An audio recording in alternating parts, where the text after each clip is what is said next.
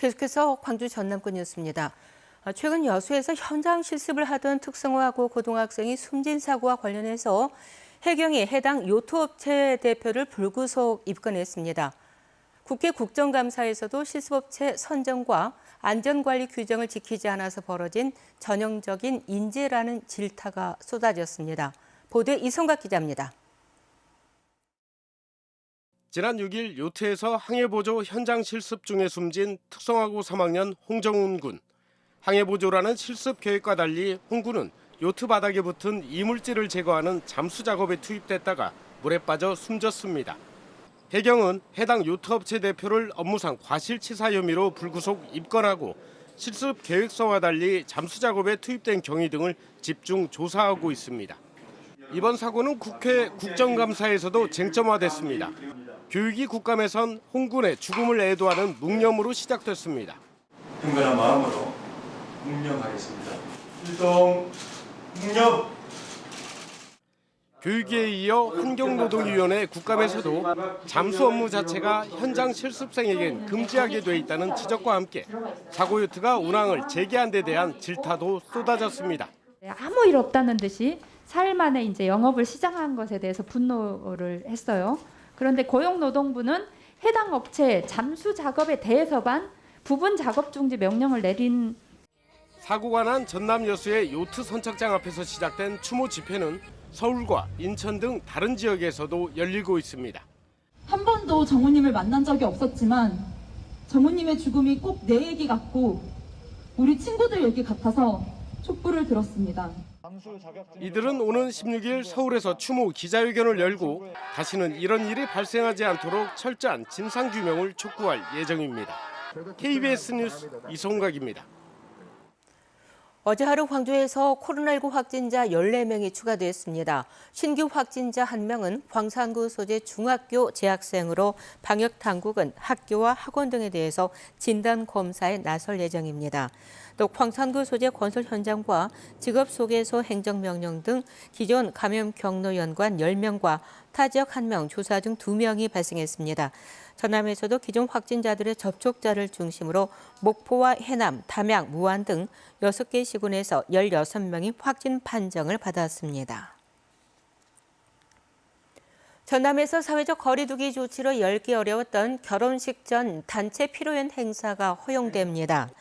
전라남도는 오늘부터 식사 제공 시 접종 완료자 33명을 포함해서 최대 49명까지, 식사 미제공 시 접종 여부에 상관없이 99명까지 참여할 수 있는 피로연을 열 수 있다고 밝혔습니다.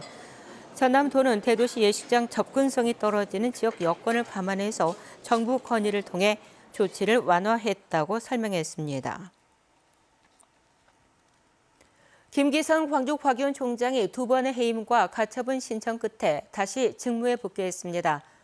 곽의원 이사회 해임 의결이 적절했는지 논란이 일고 있는 가운데 7개월 넘게 이어진 총장 사의 표명 논란과 학내 갈등을 마무리하는 계기가 될지 주목됩니다.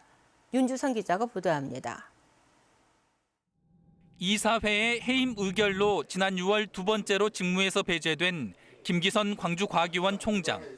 법원에 낸 가처분 신청이 또 인용되면서 넉 달여 만에 직무에 복귀했습니다.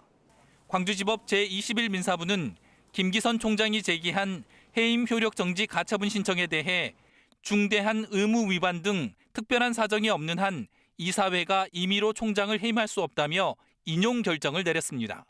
김 총장은 법원 결정을 계기로 지난 3월 말 최초 해임 의결 이후 7달에 걸친 총장 공백 사태와 학내 갈등을 봉합하겠다고 밝혔습니다. 조금 더 일반적인 시각에서 의견이 나왔기 때문에 그 의견을 존중하고 또 그 의견을 바탕으로 구성원들을 다시 모으고 또 다시 설득하는 과정이 있어야 된다고 생각합니다. 김 총장은 특히 사의 논란과 해임 사태를 촉발했던 노조 등과의 이견을 조율하기 위해 대화와 소통을 강화하겠다고 말했습니다. 지금까지는 제가 조금 제중심적으로 사람을 설득시켰다면 이제는 상대방 중심으로 사람을 설득시키는 것도 크게 중요하구나. 학내 일부에서는 명확한 사유 없이 이사회가 무리하게 총장을 2번이나 해임했다가 법원 결정으로 번번이 번복돼 학내 혼란을 자초했다는 목소리도 나오고 있습니다. 애매모호하고 또 그런 것들이 사실은 명확하들 않은 그런 상황에서 그런 결정이 나왔다 하는 그 자체가 굉장히 무리수였다. 광주과기원 이사회는 지난달 초 임수경 이사장이 사임하고 신임 이사장을 선출한 가운데 김기선 총장의 직무 복귀와 관련한 공식 입장을 내놓지 않았습니다. KBS 뉴스 윤주성입니다. 롯데마트가 광주와 목포의 롯데마트를 창고형 할인 매장 형태로 매장 전환을 추진하고 있습니다. 목포 지역의 경우 중소상인들은 5년 전 도청 인근에 마트를 겸한 롯데아울렛의 입점으로 큰 타격을 입었는데 창고형 할인 매장이 진출하면 더 큰 타격을 받는다며 반발하고 있습니다. 김광진 기자의 보도입니다. 광주 상무지구에 자리한 롯데마트입니다. 창고형 할인 매장으로 바꾸기 위해 내부 공사가 한창입니다. 목포 하당 신도심에 자리한 롯데마트도 매장 내부를 철거하는 등 리모델링 공사를 벌이고 있습니다. 롯데 쇼핑 측이 한국에서 선풍적인 바람을 일으킨 창고형 할인 매장을 열기 위해 준비에 나선 것입니다. 오픈 시점은 1월 말에서 2월 초가 맞고요. 점포 효율화 때문에 저희가 매출 부진한 점포거든요. 그 부분에 대한 점포 효율화 방안으로 지금. 중소상인들은 당장 발등에 불이 떨어졌습니다.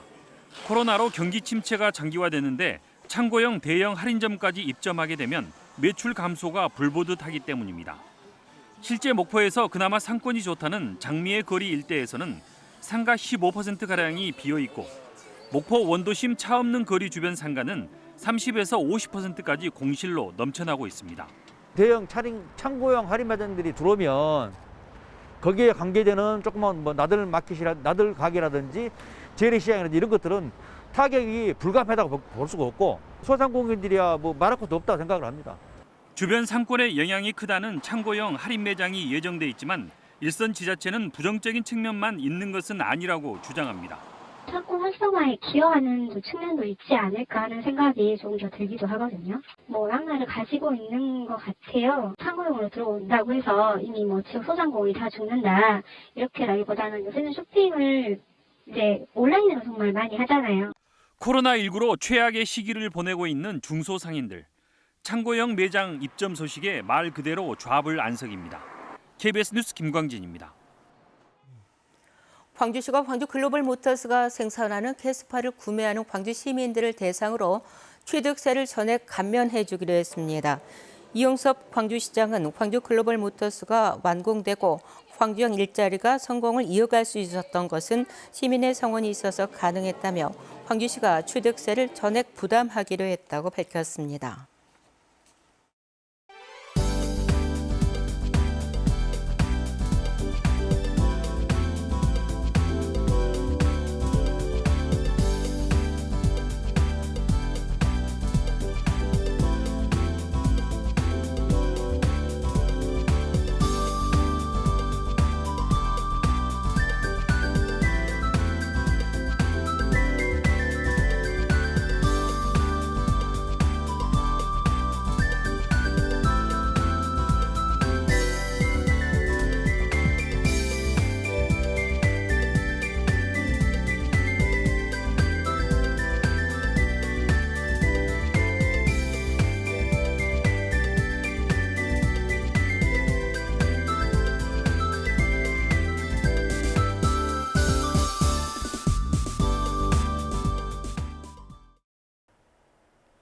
오늘은 어제보다 기온이 다소 오르겠습니다. 아침에는 꽤 쌀쌀하게 시작했는데요. 한낮 기온은 어제보다 7도가량 오른 광주가 26도가 예상됩니다.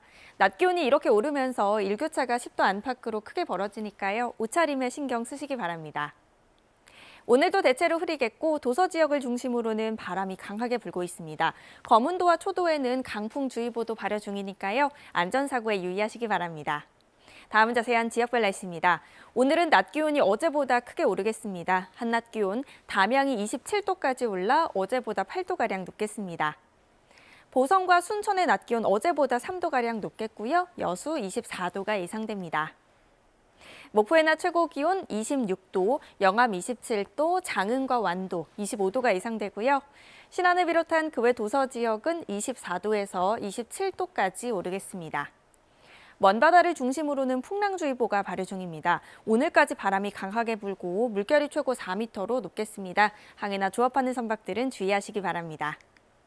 모레 낮부터 기온이 점차 내려가기 시작해서 일요일 아침에는 10도 밑으로 뚝 떨어지겠습니다. 날씨였습니다. 화순경찰서는 보험금을 노리고 여자친구를 살해하려고 한 19살 A군 등 3명을 살인 미수 혐의로 구속했습니다. A군 등은 지난 9일 밤 11시 30분쯤 화순군 북면 백아산 인근 펜션에서 19살 B양을 흉기로 살해하려 한 혐의를 받고 있습니다.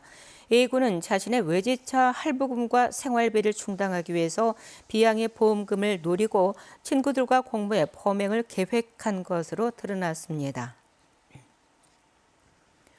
대리수술 의혹이 제기됐던 광주의 한 척추병원에서 허위 처방이 이루어졌다는 고발장이 추가로 접수돼 경찰이 수사하고 있습니다.